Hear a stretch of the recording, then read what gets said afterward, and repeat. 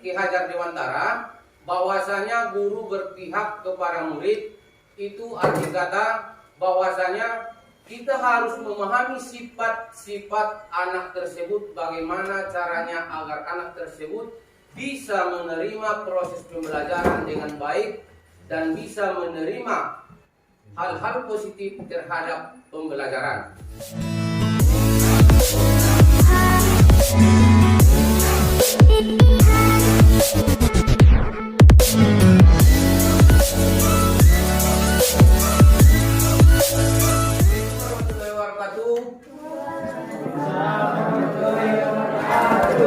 Perkenalkan, nama saya Ahmad Darul Batubara. Seperti biasa kita tetap belajar penjas. Sebelum kita memulai belajar penjas, marilah kita berdoa menurut agama dan kepercayaan kita masing-masing. Berdoa dimulai. Berdoa selesai. Di sini saya akan mengajarkan tentang sedikit tentang penalaran terhadap Ki Hajar Dewantara terhadap di masa era potret zaman dan potret alam terhadap pemikiran Ki Hajar Dewantara. Di mana di sini murid dituntun atau guru berpihak kepada murid, bagaimana mestinya guru harus memahami kondisi dan situasi yang seharusnya siswa dan siswi bisa menerima proses pembelajaran dengan baik, terutamanya terhadap pelajaran penjas. Karena saya membawakan mata pelajaran penjas, kita harus menentukan tempat di mana nantinya kita lebih nyaman untuk belajar atau proses pembelajaran penyampaian terhadap materi-materi penjas. Yang salah satunya nanti ada sepak bola, bola voli, bola basket, dan masih banyak pelajaran-pelajaran atletik lainnya, termasuk kebugaran jasmani.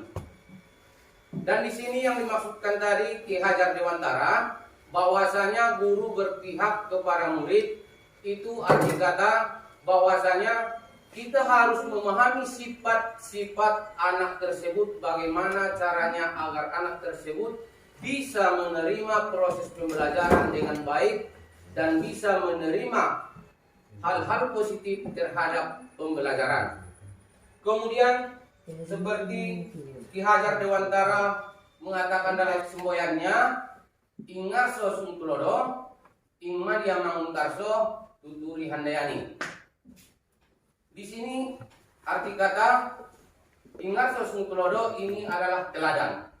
Suatu teladan yang patut kita tekuni atau yang patut kita jalani, ataupun yang patut sifat-sifatnya yang harus kita miliki. Kemudian ingmadia mangungkarso di sini adalah membangun. Di tengah kita membangun, seperti halnya tingkat SMP, ya. Kita membangun ataupun tingkat SMA dan SMK, kita membangun kreativitas anak tersebut, bahwasanya agar nantinya setiap kreatif atau hasil pola pikir original yang ditentukan oleh siswa, kita harus membangunnya, membenahinya, agar nantinya kreatif tersebut bisa mencerminkan seni budaya yang berkembang dengan daerah tersebut.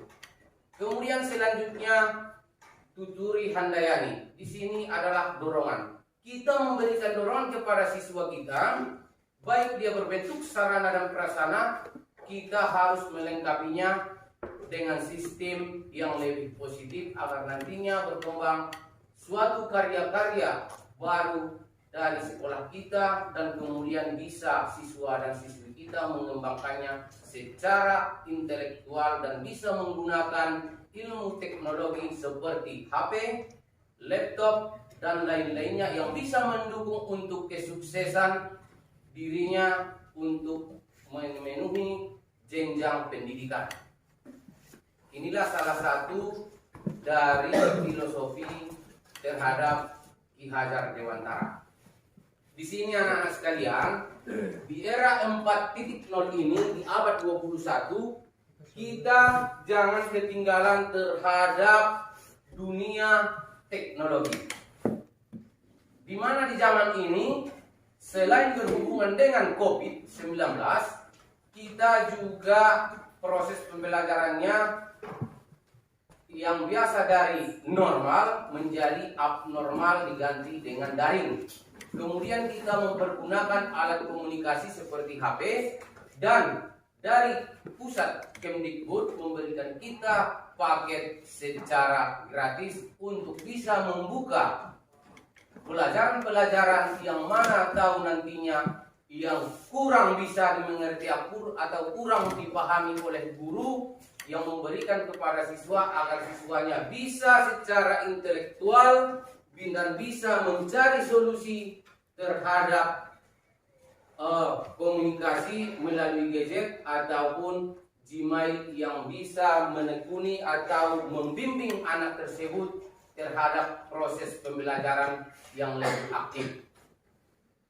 Ada kira-kira di sini yang mau ditanyakan?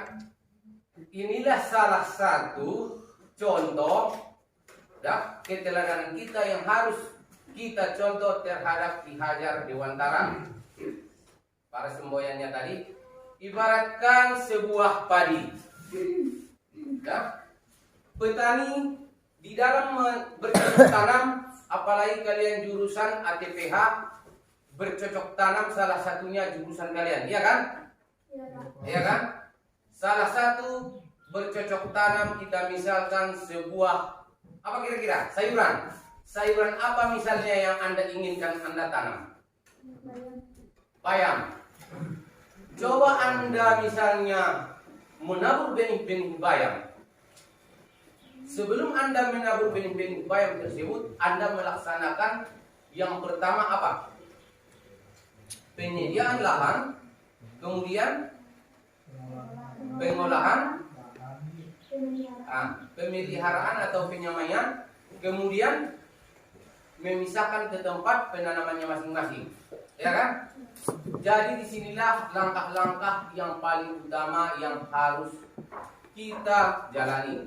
Kemudian selanjutnya, setelah kita misalnya menanam tersebut, maka dia akan tumbuh, maka berikanlah sebuah kasih sayang atau perawatan yang akan bisa menumbuhkan tanaman kita agar lebih baik. Contohnya kepada siswa-siswa sekalian. Ya, kalian sudah datang dari rumah, prosesnya pendaftaran ke sekolah ini. Setelah terdaftar sekolah ini, Anda terdaftar masuk di jenjang bangku sekolah. Kemudian Anda dibina dan dituntun bagaimana cara dan perlengkapan dan disiplin yang ada di sekolah. Kemudian yang kedua, Anda harus menekani atau menekuni tata tertib yang ada di sekolah. Kemudian kalian harus bisa menerima proses pembelajaran yang tercantum pada roster. Kemudian kewajiban kalian adalah menerima setiap pelajaran yang diberikan oleh guru.